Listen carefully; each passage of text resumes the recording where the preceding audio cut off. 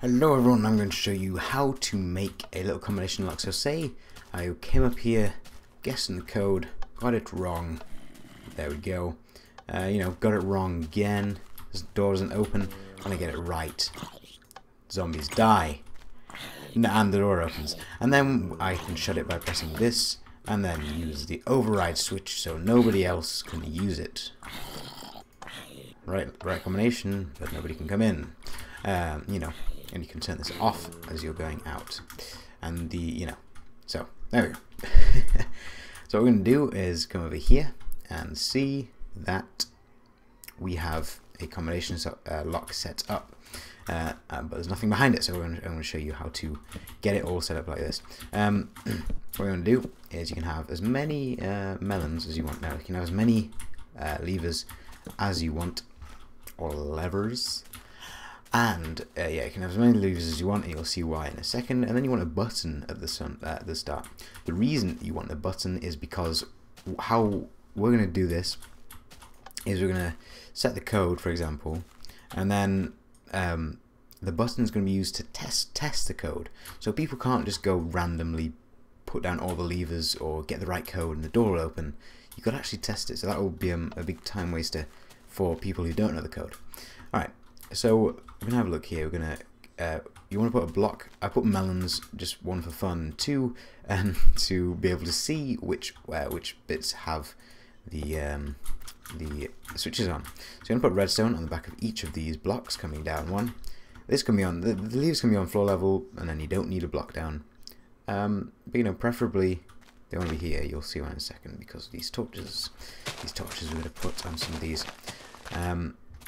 So, as you can see, the ones that are down here, we want this all like off, on, off to be our combination. Sorry, ignore that one.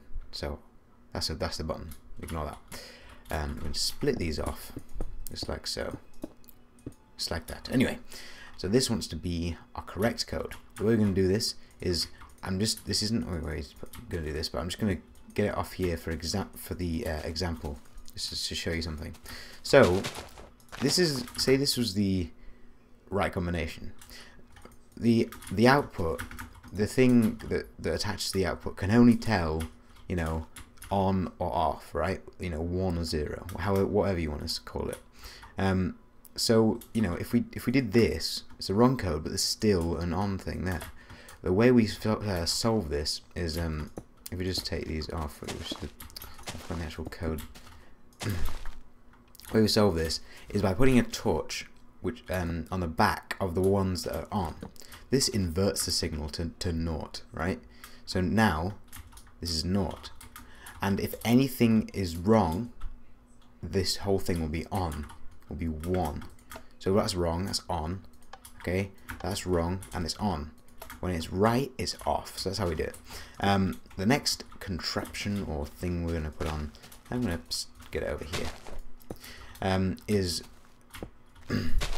this thing. I'm gonna put it a little bit further out. I'm really bad at creative. Ignore that. And these things just get in my way. These stupid breeds. Should have just spawned flatland. Of course, using melons because they are the best. Okay, this is the thing I'm gonna build next because this combination lock uses a test button, right? So there are going to be 2 signals coming off, deciding. That's just the parting I used. Deciding whether the door should open. So the first thing that needs to be right is the combination. The second thing that needs to be right is just pressing the button. So they should both be on to dictate the door coming open. But when this is right, it's off here. So we want to invert the signal. So this next contraption, can tell if it's right. So as you can see on this next contraption, this is how you make it. You've got the 3 block here, 1 torch on top, 1 on the middle down there, 1 torch on top, and then a redstone in the middle. What this means is these torches both have to be off for this one in the middle to be on. So this is going to be the output. So what this means is this code has to be right because when the code is right, this is off, and when and so this is on if that is off, which means if that's on, this little bit here, that means this is right. See, if we get the wrong code, this signal turns off and this torch is on, meaning that that torch here can't turn on. Okay, so hopefully you get that. I'm trying to explain it as much as, you know, as well as possible. I hope I'm helping you, getting good at explaining.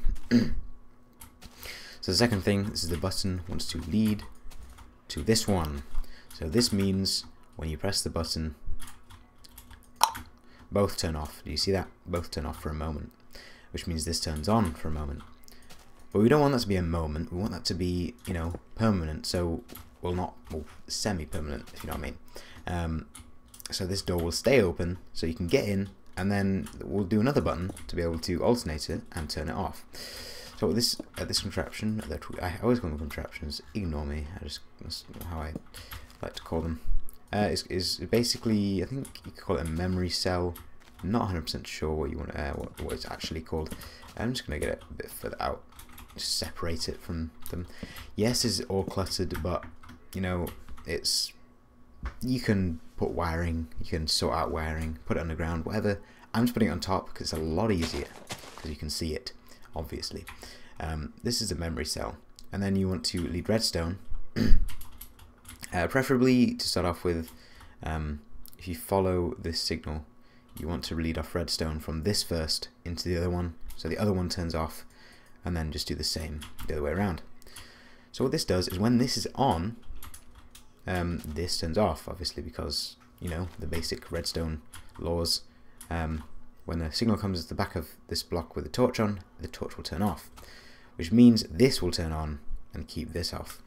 So this output here will be on. This will go to the door. If I'm right, I think I'm right. So this will go to the door. We want to go underground with this. This is something you want to go underground with because you want to go to here. This little position right there gives a signal to the door, believe it or not. So I want to just leave it down, and we're going to go across here, and the output wants to come off this one. The one that's off at the moment wants to, you know, this wants to come off that one, the one that's off at the moment. I'm just going to dig up the floor and find the route to this over here. It's the wrong route, but it will. Dig down here, just like so. There we go, and lead redstone off. So, and this one then wants to come over here. Doesn't really matter, you can put your redstone wherever you want. I'm just putting it here because it is it's a lot better to have this part underground. So this thing's going on here. Signal wants to be, you know, strengthened by the repeater, just so it doesn't run out. Somewhere in the middle, you just put repeaters. You can just put repeaters down wherever, just to make sure that that you don't run out. So the signal is going this way, down here to the door.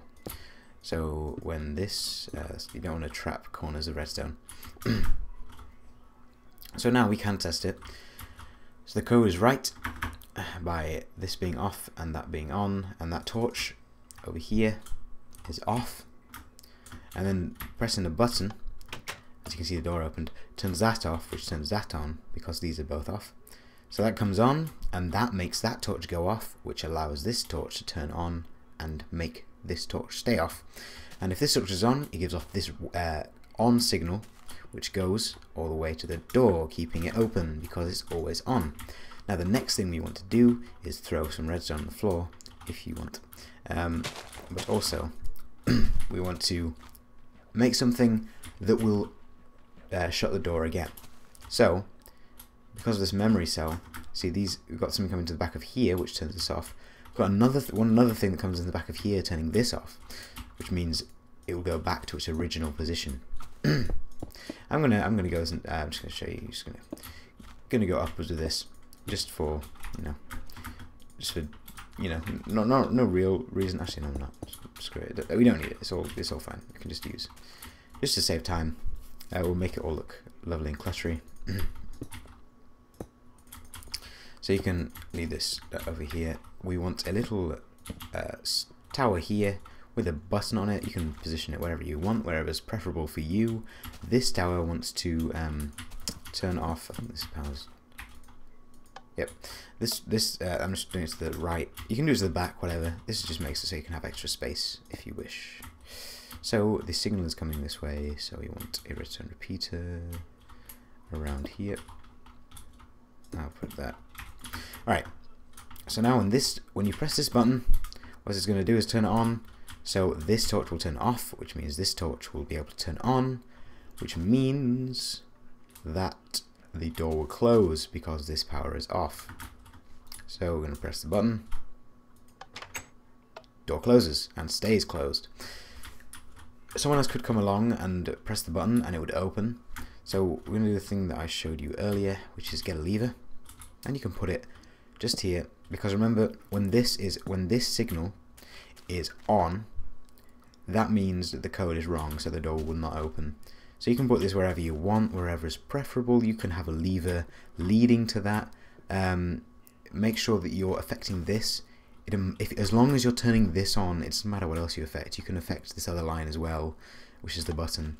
It doesn't matter. This means you can have it affecting the button line or just this line. It doesn't matter. Basically, if this is on, it means the code is wrong, which means the door will not open because this torch will stay on. This is the culprit here. So you can have the lever wherever you want. You can have it leading to it, but I'm just going to put it there just for simplicity's sake. So when someone comes along, remember this is the right code. The door will not open. You can do whatever you want from here to get out. I tend to put a supporting button there, just allows me to just to get out. However, if you do leave the switch on, you won't be able to get in with the right combination. In that situation, either make some complicated redstone thing, which you could do, which I did actually demonstrate, but then realised it was stupid, or you could just be not forgetful. Anyway, I hope that helped. I hope you enjoyed that little combination lock. I personally love it because, one, someone has to get it exactly right, and then test the button to get in, and two, it stays open and then you can shut it again manually. Also, you can make it so no one can get in after you, even if they have the right combination. What you should tend to do actually, because someone could remember the code, if they were that desperate to get into your house, someone could remember the code. If you were that, you know, you could press the button, shut the levers, for God's sake, shut the levers like that, and then it will stay open for you, and then you can close it. So that means nobody can actually see the code and remember it if they're that sad and want to remember it. And you could still leave this on if you so wish. Thank you all for watching. Please leave a like and favourite. I hope I helped you out. Please leave a comment as well, and subscribe if you haven't already. See you guys next video. Thanks for watching.